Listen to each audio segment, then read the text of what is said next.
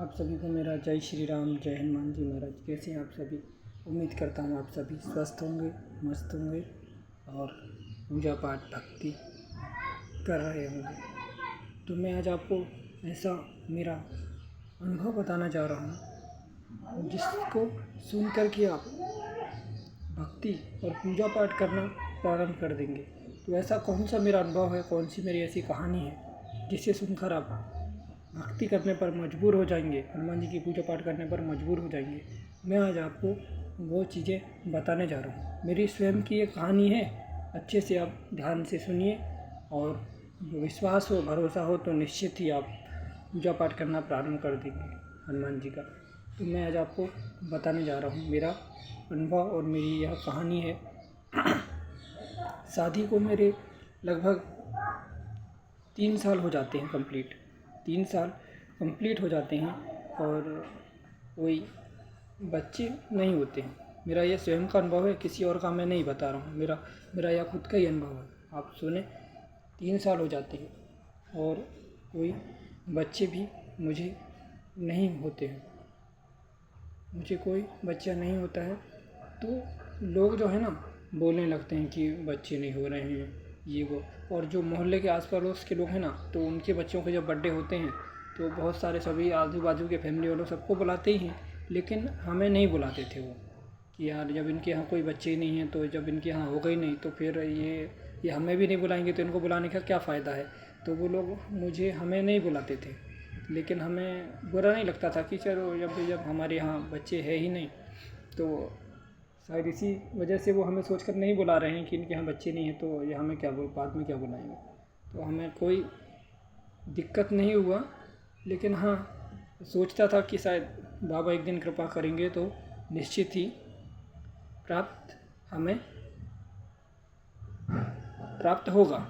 तो मैंने तो भक्ति पर और पूजा पाठ तो कंटिन्यू चालू ही रखा। मंदिर की सेवा और घर की सेवा तो बिल्कुल चालू ही था। और फिर जो है मुझे पिछले अक्टूबर में पुत्री की प्राप्ति हुई। 28 अक्टूबर को, अभी 2023 में 28 अक्टूबर को मुझे पुत्री मिली, मतलब मुझे लड़की मिली, वो भी बाबा हनुमान जी की कृपा से। बाबा हनुमान जी की कृपा से मुझे पुत्री प्राप्त हुई। अब जब पुत्री प्राप्त हुई तो मुझे पहले ही सपने में आया। सपनों में एक बार मुझे सपना आया कि मैं आंगन में एक बच्ची को खिला रहा हूँ। तो खेलते हैं बच्चे, तो उन्हें मैं खिला रहा हूँ, ऐसा सपने में आया। एक बार आया तो मुझे लगा कि शायद मैं सोचता रहता हूँ कि बच्चे नहीं हो रहे हैं, बच्चे नहीं हो रहे, तो इस वजह से शायद सपना आया होगा। लेकिन दूसरी बार फिर से सपना आया कि लड़की को मैं खिला रहा हूँ करके। दूसरी बार फिर आया तो फिर मैं समझ गया कि फिर लड़की ही होगी। और बाद में फिर 28 अक्टूबर आया 2023 तो फिर लड़की ही हुई। तो इससे मैं समझ गया कि बाबा हनुमान जी ने मुझे लड़की दी। बाबा की मर्जी थी तो उन्होंने लड़की मुझे दिया। इससे मेरा पूरा विश्वास जो है हनुमान जी पर हो गया। तो आप भी भरोसा रखिए और विश्वास रखिए। ये नहीं कि अभी आप पूजा पाठ कर देंगे तो आपको तुरंत फल मिल जाएगा। मेरी पूजा भक्ति भी लगभग 2-3 साल पहले से चालू है। तो आप ये ना माने कि आपका काम भी तुरंत हो जाएगा, लेकिन विश्वास रखिए हनुमान जी पर। आपके जो भी कार्य होंगे वो हनुमान जी निश्चित ही करेंगे, निश्चित ही पूरा करेंगे।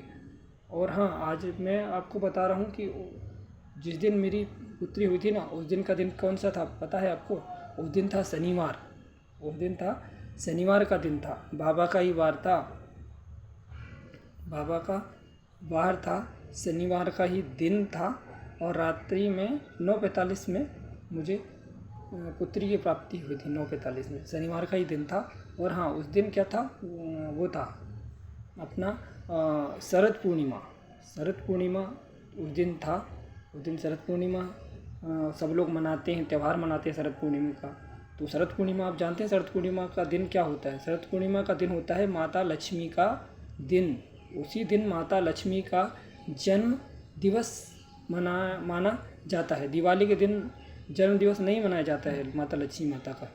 उस दिन तो सिर्फ पूजा पाठ किया जाता है प्रसन्न करने के लिए। लेकिन जो जन्म का दिवस है माता लक्ष्मी का, वो शरद पूर्णिमा का दिन ही माना जाता है। तो उतना पवित्र दिन और सबसे बढ़िया दिन मेरे लिए कहना चाहिए कि शरद पूर्णिमा का जो दिन था, मुझे पुत्री प्राप्त हुई और माता लक्ष्मी की भी कृपा शायद मुझ पर हुई, क्योंकि मैं उनकी भी पूजा प्रतिदिन करता हूँ। प्रतिदिन माता लक्ष्मी का नाम मैं ज़रूर लेता हूँ। सबसे पहले तो उनका ही नाम लेता हूँ, क्योंकि वो सुबह उठते ही पहले ही मंत्र बोलना पड़ता है, कराग्रहे वस्ते लक्ष्मी कर मध्य सरस्वती करमूले स्थित गोविंदा प्रभाते कर दर्शनम। तो यह पहले तो बोलना ही पड़ता है। तो शायद माता लक्ष्मी की भी कृपा मुझ पर हुई, इसलिए शायद पुत्री के रूप में माता शायद आई हैं, क्योंकि उसी दिन माता लक्ष्मी का भी जन्म दिवस है। और कितना बढ़िया दिन, शनिवार का भी दिन, बाबा का कृपा का वार। तो आप खुद समझ सकते हैं कि बाबा हनुमान जी की क्या कृपा है। अभी मैं भी एक साधारण आपकी तरह एक नॉर्मल इंसान ही हूँ। मैं कोई ऐसा ज़्यादा बड़ा संत नहीं हूँ। अब ये कपड़े जो मैंने जो जैसे भगवाधारी जो कपड़े पहना है, ये भी मैं अपने आप से नहीं पहना हूँ, ये भी बाबा हनुमान जी की ही कृपा है।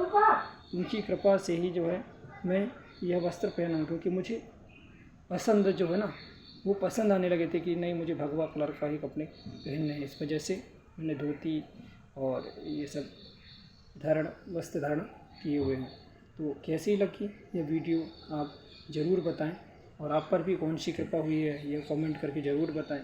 यह मेरा बताने का मकसद केवल यह है कि आप भी जो है भक्ति करें। आपकी कोई भी परेशानी होगी ना, संकट होगा, कोई भी किसी प्रकार का संकट हो, चाहे धन को लेकर के, चाहे संकट हो, चाहे कोई भी परेशानी हो, कोई भी दिक्कत हो, शत्रु परेशान कर रहे हैं, कोई भी दिक्कत हो, तो वह सारे जो दिक्कतें होंगी आपकी वो सब समाप्त हो जाएंगी। बस भरोसा रखिए और बाबा जी के, हनुमान जी की आप सेवा करिए, पूजा पाठ करिए, घर से ही करिए, तो निश्चित ही आप पर कृपा और दया होगी। जय श्री राम, जय हनुमान जी महाराज।